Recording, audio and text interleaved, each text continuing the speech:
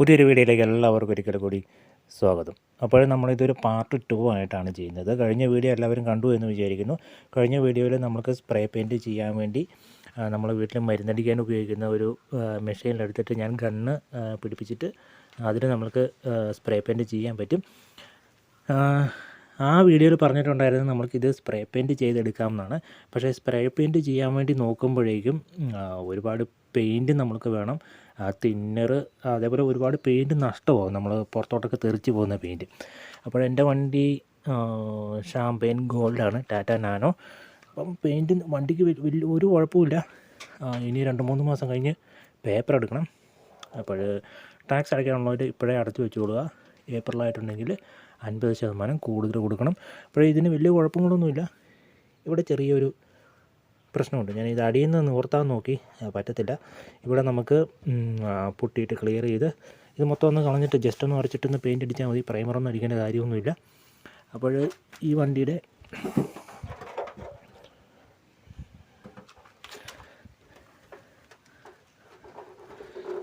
അകത്ത് വരുന്ന കളർ കണ്ടോ? ഇതാ മെറ്റാലിക് പെയിൻ്റ് അല്ല, ഇത് പുറമേ കാണാത്ത സ്ഥലങ്ങളിലൊക്കെ ഈ ഒരു ഡള്ളായിട്ടുള്ള വേറെ പെയിൻ്റാണ് അടിച്ചിരിക്കുന്നത്.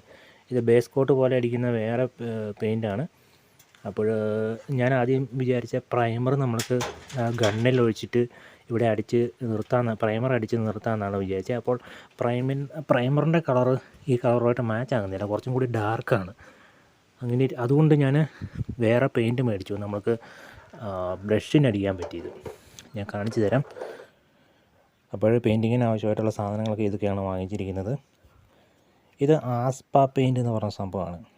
നമ്മൾക്ക് ഈ ഓട്ടോറിക്ഷ, ലോറി, ഇതിനൊക്കെ അടിക്കുന്ന പെയിൻ്റ് ഉണ്ടല്ലോ, ഇതുണ്ടോ, നല്ല ഷൈനിങ് ഒക്കെ ഉള്ള സാധനമാണ്. അപ്പം ഇത് അതിന് കറക്റ്റായിട്ട് മിക്സ് ചെയ്ത് തന്നിട്ടുണ്ട്. ഞാനൊരു സാമ്പിൾ കൊണ്ടുപോയ കളറിന് മിക്സായിട്ട് തന്നിട്ടുണ്ട്, മിക്സ് ചെയ്ത് തന്നിട്ടുണ്ട്. ഇതിനകത്ത് 200 ml ഉള്ളൂ കേട്ടോ, അധികമില്ല. ഞാൻ ഉള്ളായിരുന്ന ഡബ്ബി തന്നെ വാങ്ങിച്ചതാണ്. ഇതിന് വേണ്ട thinner NC തിന്നറാണ്, PU തിന്നറല്ല, NC thinner, അല്ലെങ്കിൽ സാധാരണ കടയിൽ കിട്ടുന്ന സാധാരണ പെയിൻറ്റിൽ ഒഴിക്കുന്ന തിന്നർ. പിന്നെ ബ്രഷ് വാങ്ങിച്ചിട്ടുണ്ട്. ഇതിന് തിന്നർ മിക്സിൻ്റെ റേഷ്യോ 30% തൊട്ട് 50% വരെയാണ്. അതിൻ്റെ ഇടയ്ക്ക് മിനിമം 30-ഉം മാക്സിമം 50% വരെയാണ് തിന്നർ മിക്സ് ചെയ്യേണ്ടത്. അപ്പോൾ ഞാൻ വേറെ ബോട്ടിലോട്ടൊന്നും ആക്കുന്നില്ല. ഇതിനകത്ത് തന്നെ തിന്നർ മിക്സ് ചെയ്ത് അടിച്ചതിന് ശേഷം ബാക്കി ഇതിനകത്ത് തന്നെ ക്ലോസ് ചെയ്ത് വെക്കാം. ബ്രഷിനടിക്കേണ്ട കേസ് കേട്ടേ ഉള്ളൂ. നമുക്ക് ഇത് ബ്രഷിനടിച്ചതിന് ശേഷം ഞാൻ നോക്കാം. ഇവിടെ ഞാനൊരു ടേപ്പ് ഒട്ടിച്ച് വെച്ചിട്ടുണ്ട്. പിന്നീട് എന്തെങ്കിലും പ്രശ്നമാണെങ്കിൽ നമുക്ക് ഈ ടേപ്പ് കാണിച്ചാൽ മതിയല്ലോ. ആദ്യം ഉണ്ടായിരുന്ന കളർ അതാണെന്ന് നമുക്ക് RTOയോട് പറയാൻ പറ്റും. അതിന് ഈ 2 അടിയിൽ ടേപ്പ് ഒട്ടിച്ച് വെച്ചിട്ടുണ്ട്. അപ്പോൾ ഈ കളർ അടിക്കുമ്പോൾ എന്തായാലും കുറച്ച് കളർ വേസ്റ്റ് ബാക്കി വരും. ബ്രഷ് കഴുകിയതും, ബ്രഷല്ല, ഗണ്ണ് കഴുകിയതും ഒക്കെ ആയിട്ടുള്ള പെയിൻറ്റ് ബാക്കി വരും. അത് വേണമെങ്കിൽ ലാസ്റ്റ് നമുക്കൊന്ന് പൂശി കൊടുക്കാം. സ്പ്രേ പെയിൻറ്റ് അടിക്കാത്തതിൻ്റെ കാരണം ഒരുപാട് തിന്നർ നമുക്ക് ചിലവ് കൂടുതലാണ്. ഒരുപാട് പെയിൻറ്റ് സൈഡോട്ടൊക്കെ പറന്നു പോകും. അതേപോലെ തന്നെ ഗണ്ണൊന്ന് ക്ലീൻ ചെയ്യണമെങ്കിൽ ഒരുപാട് തിന്നർ വേണം. അതൊക്കെ കൊണ്ട് നമ്മൾ ബ്രഷിനടിക്കുന്നു. ഇതാണ് നമ്മുടെ പെയിൻറ്റ്. ഇതുണ്ട്, ഈ കളറുമായിട്ട് മാച്ച് ആകുന്നുണ്ട്. അടിപൊളിയായിട്ട് മിക്സ് ചെയ്ത് തന്നിട്ടുണ്ട്. പെയിൻറ്റിൻ്റെ വില എന്ന് പറയുന്നത് ഇതിന് 100 ml-ന് 60 രൂപ, 1 ലിറ്ററിന് 600 രൂപ. മെറ്റാലിക് പെയിൻ്റ് ആണെങ്കിൽ അതിന് 2000 രൂപയാണ് 1 ലിറ്ററിന് വരുന്നത്. അപ്പോൾ ഒരുപാട് പൈസ കൂടും. അതുകൊണ്ടാണ് ഇവർ വില കുറഞ്ഞ വണ്ടിയാണല്ലോ, അതുകൊണ്ടാണ് വില കുറഞ്ഞ പെയിൻറ്റ് ഇതിൻ്റെ അകത്തടിച്ചേക്കുന്നത്. പുറമേയൊക്കെ മെറ്റാലിക്കാണ് അടിച്ചിരിക്കുന്നത്. ഞാൻ ആദ്യം ഒരു 30% ഒഴിക്കുന്നുള്ളൂ. നമുക്ക് ഇനി ഈ ബ്രഷ് ഒന്ന് കഴുകി വെക്കുമ്പം കുറേ തിന്നർ കിട്ടും. അത് ഇതിനകത്ത് മിക്സ് ചെയ്ത് വെക്കാം. അപ്പോൾ കുറച്ച് ഒഴിച്ചിട്ടുണ്ട്. അടിക്കുന്നതിന് മുമ്പ് ഞാൻ മൊത്തത്തിൽ പേപ്പർ ഇട്ട് പിടിച്ചിട്ട് നല്ലപോലെ കഴുകി എടുത്തിരിക്കുന്നതാണ്. അല്ലെങ്കിൽ വീട്ടിലുള്ള ഈ പ്ലേറ്റ് വാഷ് ചെയ്യുന്ന സ്ക്രബ്ബർ ഉണ്ടല്ലോ, സ്റ്റീലിൻ്റെ, അത് ഉപയോഗിച്ച് നല്ല വെള്ളം ഉപയോഗിച്ച് കഴുകിയാൽ മതി. ഇത് നോക്കുക, 15 വർഷമായ വണ്ടിയാണെങ്കിലും തുരുമ്പ് ഒട്ടുമില്ല. മൊത്തത്തിൽ വണ്ടിക്ക് എവിടെയും ഒരു തുരുമ്പുമില്ല. കാരണം ചെറിയ പണിയേ ഉള്ളൂ. അപ്പോൾ നമുക്കിത് അടിക്കാം.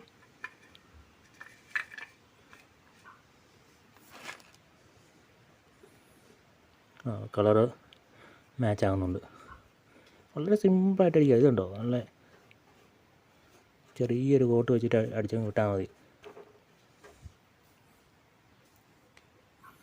ബ്രഷ് അധികം മുക്കണ്ട, നമുക്ക് കുറച്ച് മുക്കിയാൽ മതി. അല്ലെങ്കിൽ പിന്നെ നമുക്ക് ബ്രഷ് ക്ലീൻ ചെയ്യാൻ പിന്നെ തിന്നർ ഇരട്ടി ചിലവാകും. കണ്ടോ, പെർഫെക്റ്റായിട്ട് മാച്ച് ആകുന്നുണ്ട്. അവർ കൃത്യമായിട്ട് മിക്സ് ചെയ്ത് തന്നു. നല്ല പക്ക വർക്കിംഗ് കണ്ടീഷനുള്ള വണ്ടിയാണ്, വേറെ പ്രശ്നങ്ങളൊന്നുമില്ല. പണിയൊക്കെ എടുത്ത് തീർത്ത വണ്ടിയാണ്. അപ്പം ഇതിന് ടാക്സ് വരുന്നത് 6400 രൂപ പ്ലസ് ഫിറ്റ്നസ്സിന് 600 രൂപ. ഇത്രയും പൈസ വരത്തുള്ളൂ.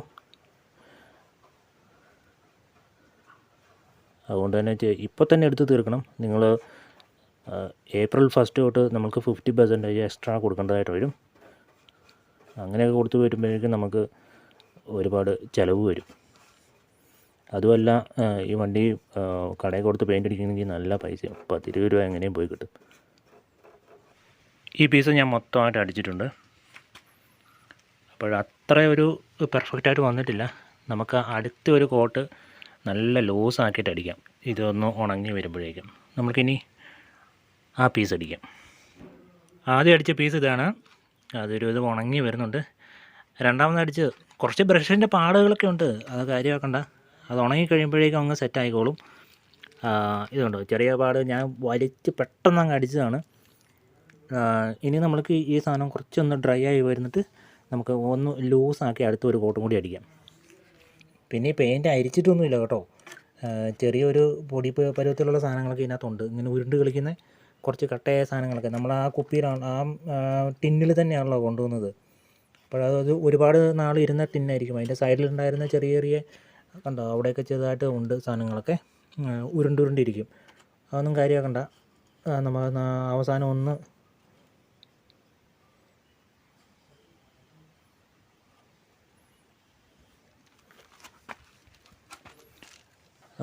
പേപ്പറിട്ട് ക്ലീൻ ചെയ്ത് വിട്ടാൽ മതി.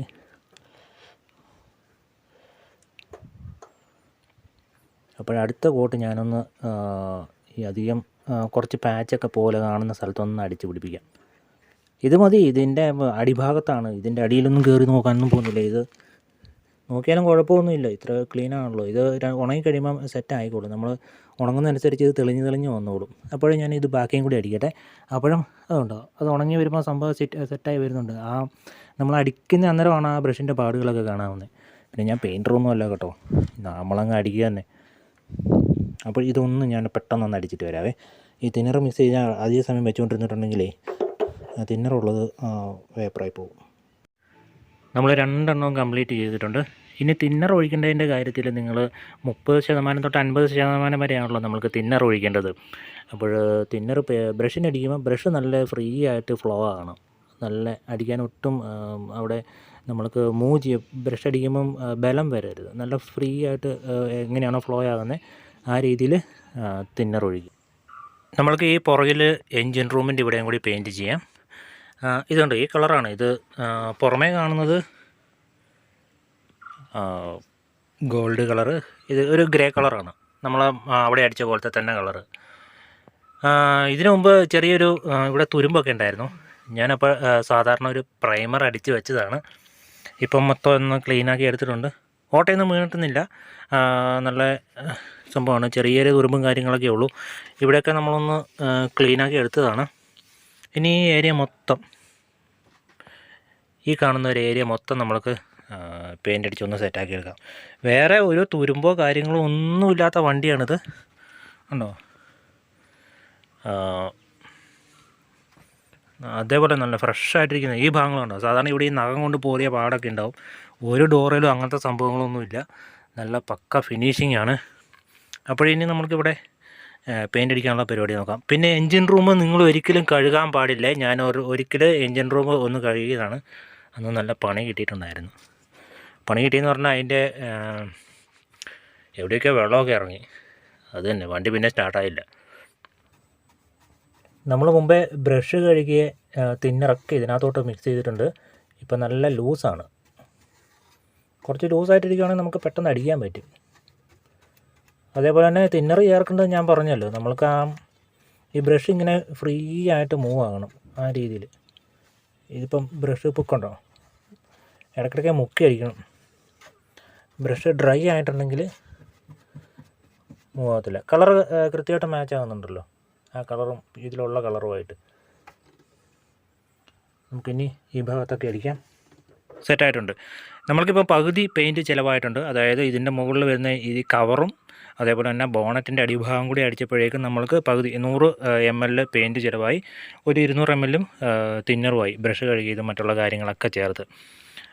അപ്പോൾ നല്ല ഫിനിഷിങ് വന്നിട്ടുണ്ട്. ഇതിന് ഒരു ഗ്ലോസി ഉണ്ട് ഈ പെയിൻറ്റിന്. ഞാൻ ഞാൻ പ്രൈമർ അടിക്കാണ്ടിരുന്നത് അതിങ്ങനെ ഒരു ഡള്ളായിട്ടിരിക്കും, പിന്നെ കളർ മാച്ച് ആകുന്നില്ല. അങ്ങനെ വന്നപ്പം ഇതാകുമ്പം കൃത്യമായിട്ട് കളർ മാച്ച് ആകുന്നുണ്ട്, പിന്നെ അതിൻ്റേതായ ഒരു ഗ്ലോസിനെസ്സും ഉണ്ട്.